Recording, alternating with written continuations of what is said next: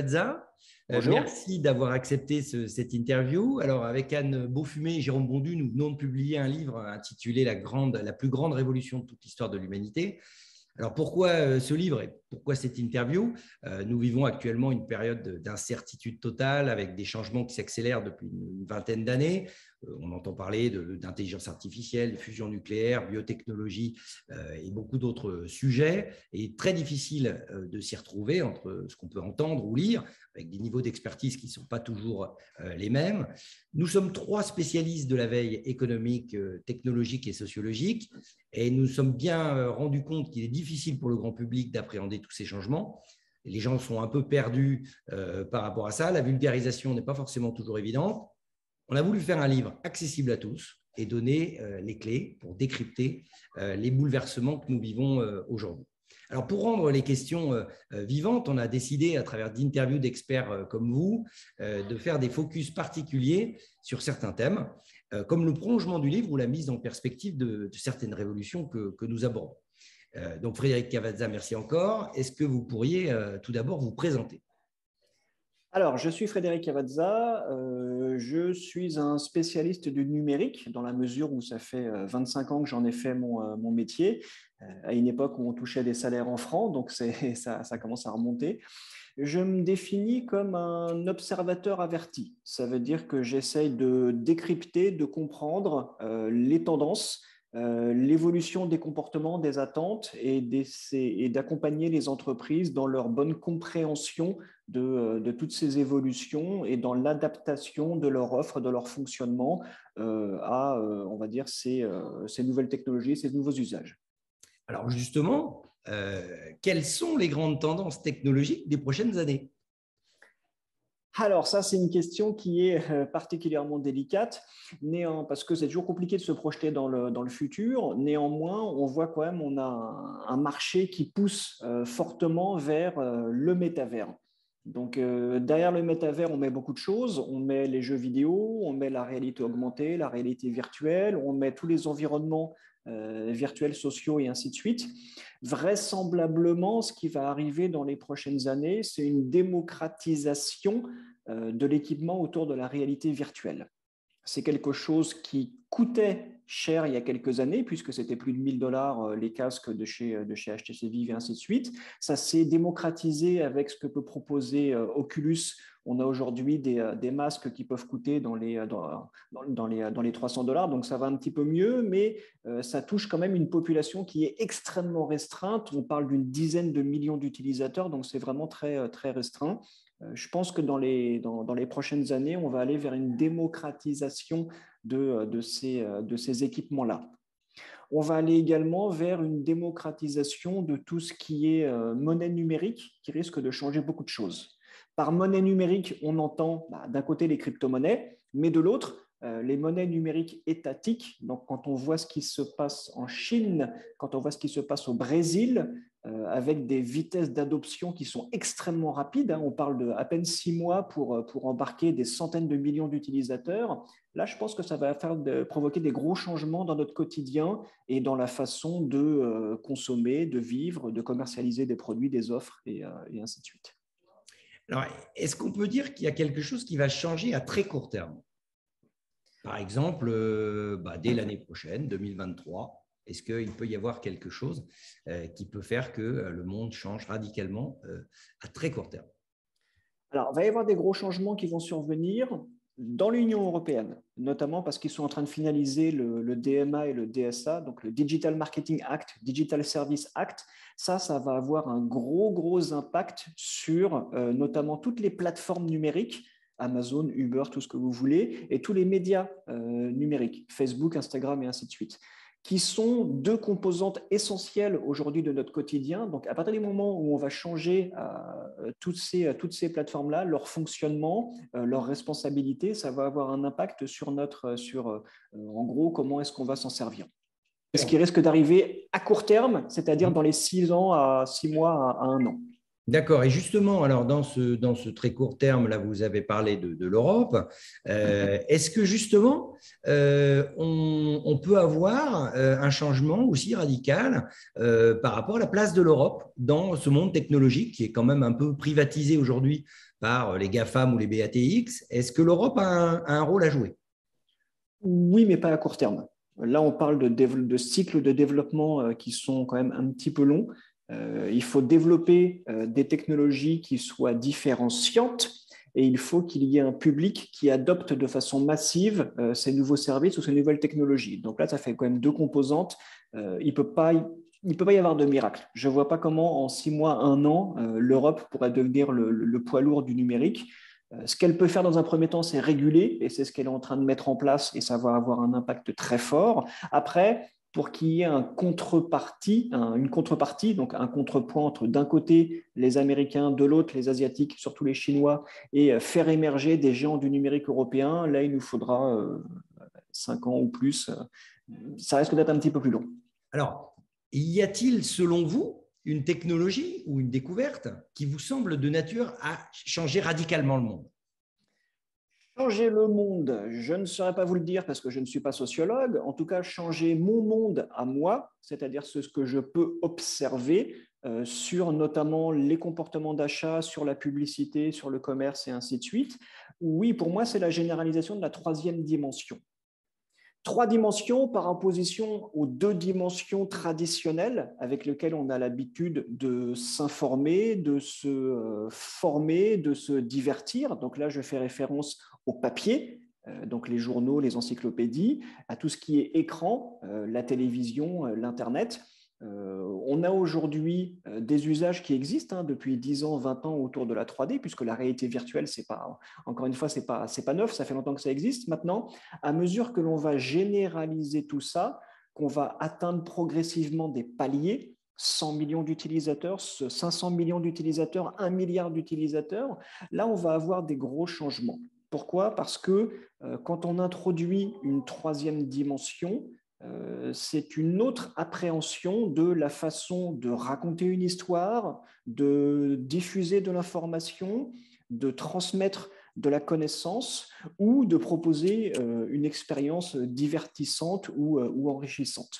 Donc tout ce que l'on a fait en termes de médias ou de communication ces 20, 30 dernières années, voire ces 500 dernières années, puisque le média à deux dimensions, donc le papier, ça commence avec Gutenberg, l'imprimerie. Voilà. Il va falloir questionner ces pratiques et trouver des nouvelles formes de narration, des nouvelles formes de, on va dire, de représentation de l'information et des messages que l'on souhaite faire passer. Ça, pour moi, c'est quelque chose qui est massif, que l'on n'a pas encore bien appréhendé, parce qu'on se dit simplement, ah bah tiens, il faut que je sois présent sur, il y a 15 ans, c'était Second Life, aujourd'hui, c'est sur The Sandbox. Allez, je vais faire un petit environnement virtuel, une petite boutique en 3D et ça ira bien. Bah, écoutez, non, pas forcément. On ne communique pas de la même façon sur du papier qu'à la télévision, que sur Internet, que sur un smartphone, que dans un environnement virtuel en 3 dimensions. Donc moi, je pense que la généralisation de cette troisième dimension, elle va bouleverser beaucoup de choses. En tout cas, dans mon monde à moi, encore une fois, dans voilà, les médias, la publicité, la communication, le marketing, voilà, c'est ce que moi, j'appréhende. Une autre question sur l'humanité. Pensez-vous que la technologie sera partagée comme un bien commun ou elle sera maîtrisée ou captée par un très petit nombre d'individus ou de nations dans la logique où effectivement on a aujourd'hui des technologies extrêmement pointues? Est-ce qu'elles vont être généralisées pour tout le monde, simplifiées, comme on l'a vu avec l'iPhone, où il est facile de naviguer et que tout le monde peut appréhender ces technologies? Est-ce qu'il y a pour vous potentiellement des technologies qui vont être captées ou maîtrisées par un très petit nombre d'individus? J'aimerais croire que non, mais je pense qu'il n'y a pas de mystère. Tout comme aujourd'hui, la maîtrise industrielle, elle était maîtrisée par un petit nombre de pays, donc les grandes nations industrielles. Donc, on a connu les États-Unis, le Japon et ainsi de suite, puis sont apparus voilà, l'Allemagne et ainsi de suite. Je pense que pour les technologies qui sont principalement numériques aujourd'hui, ça va être la même chose. Donc, on a un très gros savoir-faire et beaucoup de capitaux qui sont disponibles aux États-Unis, en Chine. On essaye de faire une place à l'Europe et je pense que ça va se développer, mais on parle quand même d'un petit nombre de pays qui vont concentrer l'essentiel du savoir-faire, des capitaux et des capacités d'exécution. Donc une dizaine de pays qui domineront les autres. Après ça, ça ne les empêchera pas de diffuser de façon plus générale ces technologies, mais sur un second temps. Prenez par exemple le marché automobile. Voilà. En Europe, on sait construire des automobiles de pointe et on a les clients pour les acheter. Ils vont les acheter, les utiliser 10-15 ans et après ils vont les revendre et ça va partir en Afrique où là, ils vont avoir une seconde vie. Très certainement qu'on va avoir un schéma équivalent, donc des technologies numériques de pointe qui seront diffusées ultérieurement dans les pays du tiers-monde. Je pense que ça va se faire comme ça, mais je ne vois pas par quelle opération du Saint-Esprit on va créer un fonds mondial financé à hauteur de X trilliards de dollars pour pouvoir rendre la technologie universelle. Non, je ne vois pas. Et par rapport à ce que vous disiez sur les entreprises, les très grandes entreprises qui captent un petit peu toutes ces technologies, quel est votre regard? Alors, pas un regard de sociologue, mais un regard de quelqu'un qui est attentif aux technologies. Quel est votre regard sur le mouvement transhumaniste que défendent ces GAFAM? Le transhumanisme, je pense que c'est quelque chose qui a été mal vendu. On nous parle du transhumanisme comme si c'était quelque chose qui arrivait dans un horizon que l'on sait maîtriser, en disant en 2050, on aura le transhumanisme, voilà, il faut s'y préparer. Déjà, 2050, pour moi, c'est un horizon qui est complètement abstrait. Et en plus, ce n'est pas quelque chose qui va arriver du jour au lendemain, d'accord? Ce n'est pas binaire. Le transhumanisme, depuis qu'on a inventé les prothèses, petit à petit, on est en train d'y arriver. Donc, on a connu l'introduction de prothèses mécaniques dans le corps, donc pour réparer des blessures ou autres. On a des organes artificiels qui arrivent, notamment des reins, notamment des cœurs et ainsi de suite qui se perfectionnent.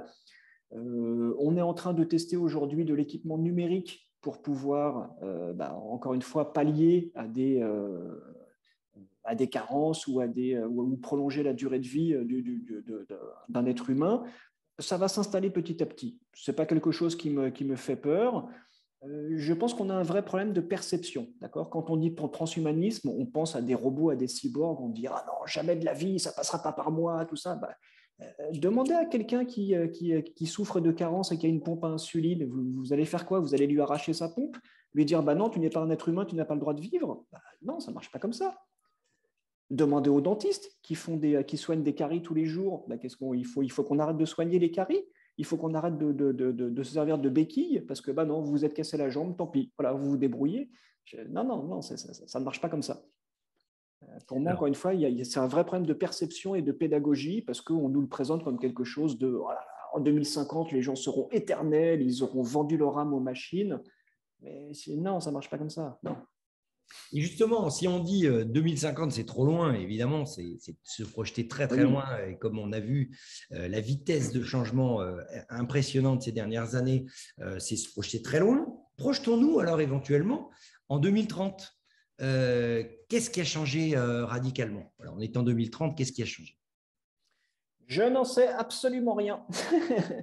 Je pense que c'est ça qui a changé. C'est que l'air de rien, des événements majeurs comme la pandémie, donc le virus, des événements comme les pénuries que l'on constate aujourd'hui au niveau des composants ou de l'huile ou de la farine, ou même des événements sociaux comme la crise des Gilets jaunes, nous fait prendre conscience de la fragilité de l'environnement dans lequel on vit.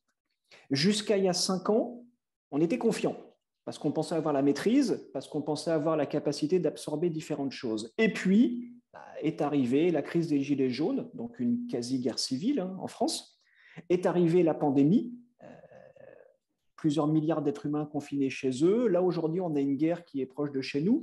Je pense que ce qui va changer d'ici à 2030, c'est que le doute va s'installer de façon permanente, en se disant finalement, on n'est plus sûr de rien. Et plutôt que de tabler sur une croissance éternelle, comme c'était le cas par exemple dans les années 80. On pensait que l'énergie allait être éternelle, on pensait que le dollar allait arriver à des montants qu'on allait consommer toujours plus. Aujourd'hui, on est plus dans un état d'esprit où on se dit non, ça peut mal tourner. Ça a mal tourné, donc ça peut mal tourner. Donc à mon avis, si on veut se projeter en 2030, il faut se projeter dans un quotidien où tout le monde devrait être prêt. En cas de, voilà, où la résilience sera le maître mot. Autant dans les années 80, c'était la croissance, c'était je veux aller plus loin, je veux produire plus et ainsi de suite. Autant en 2030, on sera beaucoup dans le je veux être prêt au cas où, n'importe, catastrophe naturelle, guerre, catastrophe climatique, catastrophe sanitaire, tout ce qu'on veut. Alors là, vous parliez de résilience. Effectivement, c'est un conseil, à mon avis, très aiguisé. Si on devait donner des conseils à la génération, ce qu'on appelle la génération Z, c'est-à-dire les moins de 25 ans, aujourd'hui, qu'est-ce que vous leur donneriez comme conseil? Le principal conseil, ça serait de dire ne cédez pas aux sirènes du marasme. On a aujourd'hui des individus qui vous expliquent qu'on n'a pas de futur, que voilà, d'un point de vue économique, social, climatique, voilà, on est condamné. Je pense que c'est important que les jeunes d'aujourd'hui, de 25 ans, prennent conscience du fait que nous, les vieux, quand on avait 25 ans, c'était pas tout rose non plus. Moi, j'ai vécu le début du sida, j'ai vécu la crise pétrolière, j'ai vécu l'effondrement du dollar et ainsi de suite. Donc, on a tendance à l'oublier, mais à notre époque aussi, on avait un futur qui était incertain et on avait des grosses crises qui nous ont fait craindre le pire. Donc aujourd'hui, on nous dit ah là là, il n'y a pas de futur parce que c'est la guerre en Ukraine, parce que Vladimir Poutine va nous sortir son arme nucléaire. Et la crise des missiles de Cuba, on est passé par là dans l'histoire, donc il y a eu ça. Donc je pense que le meilleur conseil que je puisse donner aujourd'hui à la génération Z, donc aux jeunes de 25 ans qui vont rentrer sur le marché du travail, c'est vous avez un futur. D'accord? Ce futur, c'est à vous de le bâtir, donc ne cédez pas aux sirènes du marasme et il n'y a pas de futur, il faut profiter tout de suite parce qu'il n'y aura plus rien après. Non, c'est pas vrai. C'était pareil à notre époque, c'était pareil. Donc, comme on n'a pas envie d'arrêter l'interview, on va poser une question subsidiaire qui est est-ce que vous pensez qu'on vit actuellement la plus grande révolution de toute l'histoire de l'humanité? L'avenir nous le dira. En tout cas, ce qui est certain, c'est que si l'on prend en compte toutes les révolutions, celle-ci arrive dans un laps de temps qui est extrêmement court. Donc le changement, l'amplitude du changement n'est peut-être pas forcément plus grand par rapport à ce qu'on a vécu avant, à la troisième révolution industrielle, la seconde révolution industrielle et ainsi de suite. En revanche, le laps de temps dans lequel ça s'est passé, il est beaucoup, beaucoup plus court. Donc effectivement, moi, je pense qu'on vit une époque formidable parce qu'en une génération, on voit des changements qui sont incroyables. Depuis le jour de ma naissance jusqu'à ma mort, voilà, moi je suis né au début des années 70 et j'espère que je vivrai jusqu'à après 2050. J'en aurais vu des changements, j'aurais été spectateur et acteur d'un nombre incroyable de changements et c'est une bénédiction de vivre cette période, tout à fait. Eh bien, merci beaucoup Frédéric Cavazza et à bientôt. Au revoir. Je vous en prie, au revoir.